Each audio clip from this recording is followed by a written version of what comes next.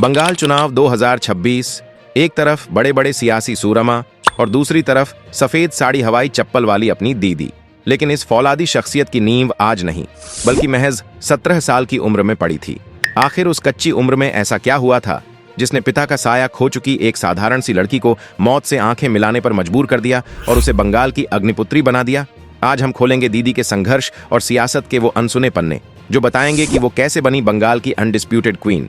कुर्सी की पेटी बांध लीजिए, चलिए शुरू करते हैं। कलकत्ता का वो दौर राजनीति के लिहाज से बहुत उथल पुथल भरा था। एक तरफ नक्सलबाड़ी आंदोलन की आग थी तो दूसरी तरफ वामपंथ का तेजी से बढ़ता हुआ प्रभाव। इसी शहर के एक बेहद साधारण और निम्न मध्यम वर्गीय परिवार में एक लड़की का जन्म हुआ था, ममता बनर्जी। उनके पिता प्रोमिलेश्वर बनर्जी एक स्वतंत्रता सेनानी थे, लेकिन उनके पास कोई बड़ी जमा पूंजी या जागीर नहीं थी। परिवार मुश्किल से अपना गुजारा कर रहा था। ममता अपने पिता के बेहद करीब थीं। पिता से ही उन्होंने देश प्रेम, साहस और कभी न हार मानने की कहानियां सुनी थीं। लेकिन ममता की जिंदगी में सबसे बड़ा और दर्दनाक भूचाल तब आया जब वह महज 17 साल की थीं। उनके पिता अचानक गंभीर रूप से बीमार पड़ गए। घर में इतने पैसे नहीं थे कि उनका किसी बड़े और अच्छे अस्पताल में इलाज कराया जा सके। एक तरफ सिस्टम की बेरुखी थी और दूसरी तरफ जेब की तंगहाली। सही समय पर सही चिकित्सा और दवाइयों के अभाव में ममता की आंखों के सामने उनके पिता ने दम तोड़ दिया। ये कोई आम मौत नहीं थी। 17 साल की उस लड़की के लिए यह एक ऐसा सदमा था जिसने उसे अंदर तक झकझोर कर रख दिया। वह रोई, बिखरी, लेकिन टूटी नहीं। पिता के अंतिम संस्कार की आग के साथ ही उस लड़की के सीने में भी एक आग जल उठी थी। सिस्टम के खिलाफ, उस व्यवस्था के खिलाफ जो एक गरीब इंसान की जान नहीं बचा सकती थी। पिता के गुजरने के बाद पूरे परिवार, जिसमें उनके कई भाई बहन थे, की जिम्मेदारी उसी कम उम्र लड़की के कंधों पर आ गिरी। ये वो उम्र थी जब लड़कियां कॉलेज के सपने देखती हैं, अपने भविष्य की योजनाएं बनाती हैं।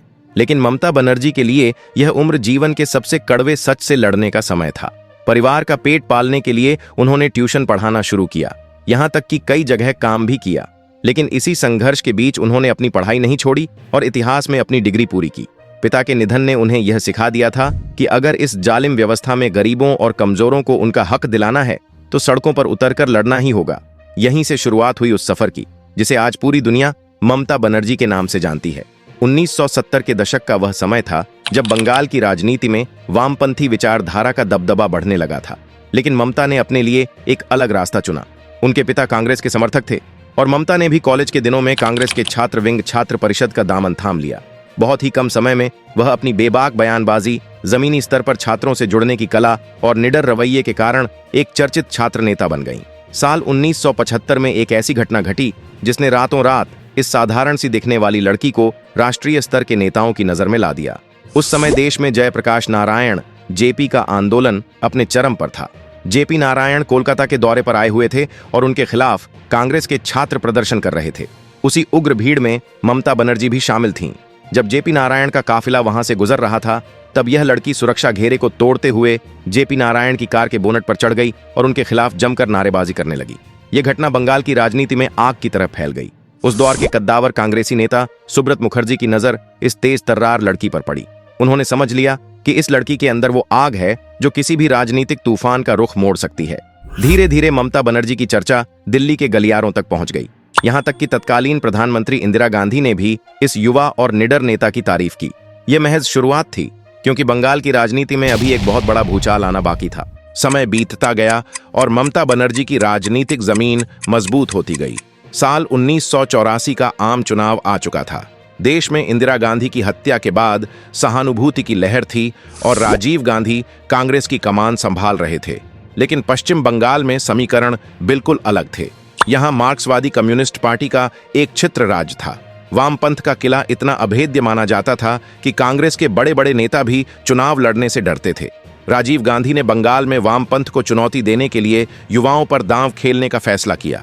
जादवपुर लोकसभा सीट, जो उस समय का सबसे मजबूत गढ़ मानी जाती थी, वहां से चुनाव लड़ने का टिकट ममता बनर्जी को दे दिया गया।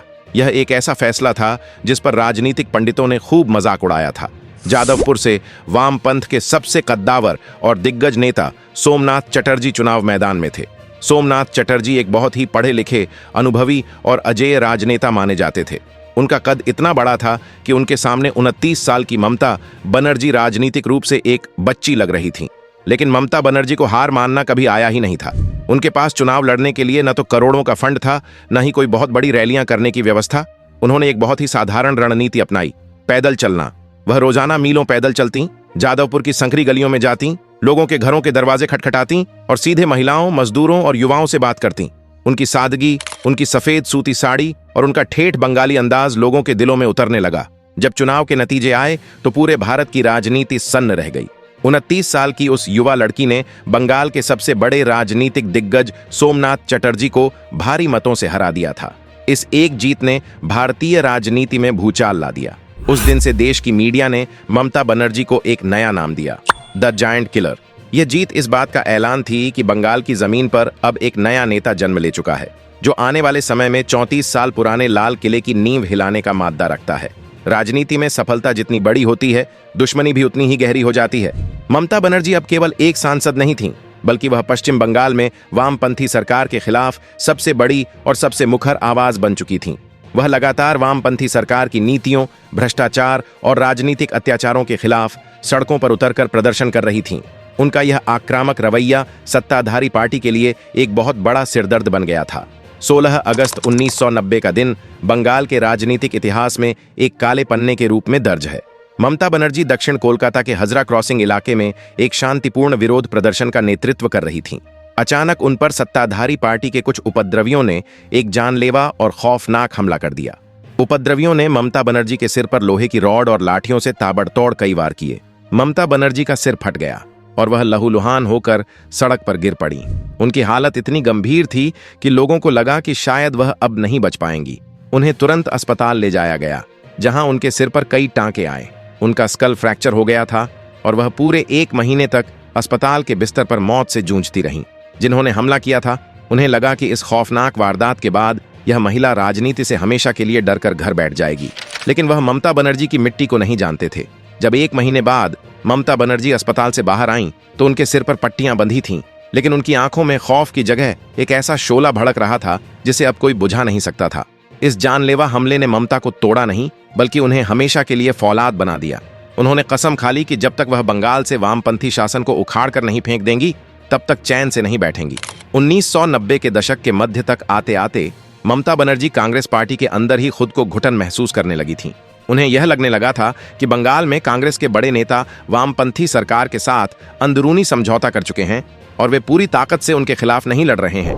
ममता का स्पष्ट मानना था कि बंगाल की जनता वामपंथ से त्रस्त है और उसे एक मजबूत विकल्प की जरूरत है, जो कांग्रेस उन्हें नहीं दे पा रही थी। अपनी ही पार्टी के आला कमान से कई बार बगावत करने और मतभेदों के बाद आखिरकार 1997 से 98 में ममता बनर्जी ने एक बहुत बड़ा और साहसिक फैसला लिया। उन्होंने उस कांग्रेस पार्टी को छोड़ दिया जिसने उन्हें पहचान दी थी और 1 जनवरी 1998 को अपनी एक नई राजनीतिक पार्टी का गठन किया, all India Trinamool Congress. Party का नाम और निशान बहुत ही सोच समझ कर चुना गया था। तृणमूल का मतलब होता है जमीनी स्तर और उनका चुनाव चिन्ह था जोरा घास फूल, 2 फूल और घास। यह इस बात का प्रतीक था कि उनकी पार्टी जमीन से जुड़ी है और वह आम आदमी की आवाज बनेगी।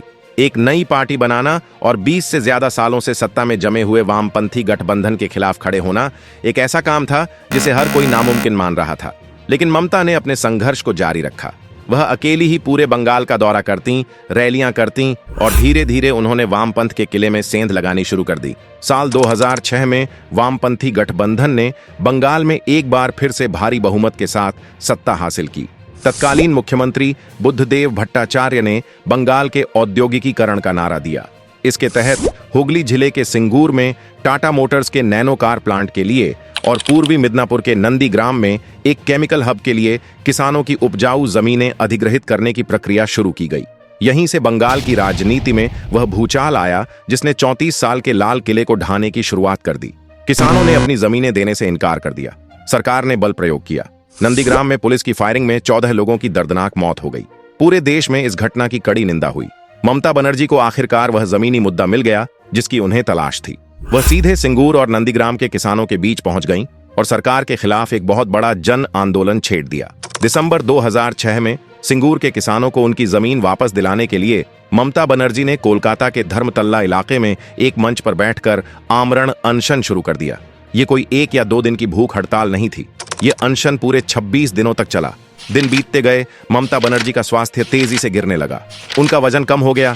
डॉक्टरों ने चेतावनी दी कि उनके अंगों ने काम करना बंद करना शुरू कर दिया है और उनकी जान को खतरा है। पूरा देश अपनी सांसें रोके हुए धर्मतल्ला के उस मंच की तरफ देख रहा था। अंततः तत्कालीन राष्ट्रपति डॉक्टर एपीजे अब्दुल कलाम और प्रधानमंत्री मनमोहन सिंह के विशेष आग्रह पर उन्होंने अपना अनशन तोड़ा। भले ही वह अनशन खत्म हो गया, लेकिन इस 26 दिन के तप ने बंगाल के राजनीतिक इतिहास को हमेशा के लिए पलट कर रख दिया था। ममता बनर्जी अब केवल एक नेता नहीं रह गई थीं, वह किसानों, मजदूरों, गरीबों और जमीन से जुड़े लोगों की मसीहा बन चुकी थीं। उन्होंने एक नारा दिया जो बंगाल की आत्मा में बस गया, मां, माटी, मानुष। सिंगूर और नंदीग्राम के आंदोलन ने बंगाल की जनता के मन में वामपंथी सरकार के प्रति भारी गुस्सा भर दिया था। बदलाव की एक ऐसी आंधी चल रही थी जिसे रोक पाना अब किसी के बस में नहीं था। साल 2011 के विधानसभा चुनाव आए। ममता बनर्जी ने पूरे बंगाल को मत दिया। उनकी रैलियों में लाखों की भीड़ उमड़ने लगी। उनका सादगी भरा अंदाज, वही सफेद सूती साड़ी, रबर की हवाई चप्पल और ठेठ बंगाली भाषा में जनता से सीधा संवाद लोगों के दिलों पर जादू कर रहा था। मई 2011 में जब चुनाव के नतीजे आए तो जो हुआ वह विश्व के लोकतांत्रिक इतिहास की सबसे बड़ी घटनाओं में से एक था। तृणमूल कांग्रेस और उसके सहयोगियों ने मिलकर 227 सीटें जीतीं। दुनिया की सबसे लंबे समय तक लोकतांत्रिक तरीके से चुनी गई कम्युनिस्ट सरकार, जो 34 सालों से बंगाल पर राज कर रही थी, ताश के पत्तों की तरह ढह गई। 20 मई 2011 को राजभवन के सामने लाखों लोगों की भीड़ के बीच उस लड़की ने बंगाल की मुख्यमंत्री पद की शपथ ली, जिसके सिर से 17 साल की उम्र में पिता का साया उठ गया था और जिसे एक समय पर जान से मारने की कोशिश की गई थी। ममता बनर्जी पश्चिम बंगाल की पहली महिला मुख्यमंत्री बन गई थीं। ये केवल सत्ता का परिवर्तन नहीं था, यह एक युग का अंत और एक नए युग की शुरुआत थी। मुख्यमंत्री बनने के बाद ममता बनर्जी ने 2016 का चुनाव भी भारी बहुमत से जीता, लेकिन उनके राजनीतिक जीवन का सबसे बड़ा और सबसे कठिन टेस्ट आना अभी बाकी था। साल 2021 के विधानसभा चुनाव बंगाल के इतिहास के सबसे आक्रामक और कड़वे चुनाव माने जाते हैं। इस बार ममता बनर्जी के सामने वामपंथ नहीं, बल्कि केंद्र की सत्ता पर काबिज और दुनिया की सबसे बड़ी राजनीतिक पार्टी भारतीय जनता पार्टी का विशाल और शक्तिशाली चुनावी रथ था। 2021 के चुनाव में एक तरफ पूरी ताकत और संसाधनों के साथ उतरी बीजेपी थी, तो दूसरी तरफ प्रचार की शुरुआत में ही चोटिल होकर व्हील चेयर पर आ चुकी ममता बनर्जी।